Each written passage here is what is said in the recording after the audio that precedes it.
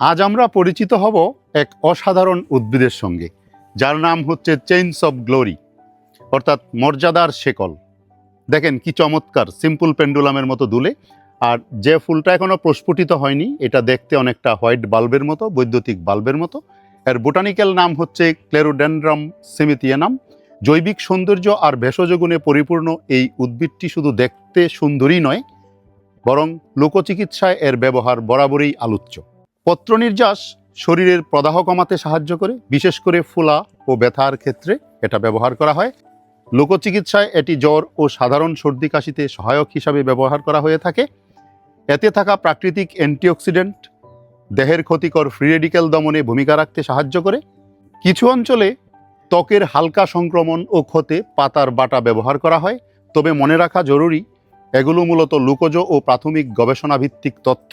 সরাসরি চিকিৎসায় ব্যবহার করার আগে বিশেষজ্ঞের পরামর্শ নেওয়া উচিত। তবে এটি ঔষধি গুণের চেয়ে বাড়ির আঙিনায় থাকলে সৌন্দর্যবর্ধন করতে এর জুড়ি মেলাবার। এত চমৎকার! এর বৃতিগুলি যখন একটু খয়েরি কালারের থাকে এবং তার মধ্যে যখন ফুলটা ফুটে, তখন এর সৌন্দর্য সত্যি দৃষ্টিধন্য হয় এবং দেখতে মনে হয় যেন একটা প্রজ্বলিত বাল্ব।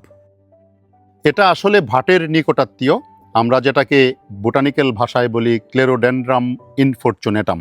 যাই হোক, আপনি যদি এর কাছে যান তাহলে আপনাকে নিশ্চয়ই পুলকিত করবে। বাড়ির আঙিনায় থাকলে যখন অ্যাপেক্স থেকে ফুলগুলি ফুটে নিচের দিকে ঝুলে, তখন এই ঝুলন্ত পুষ্পমঞ্জরিটা দেখতে সত্যি দৃষ্টিনন্দন।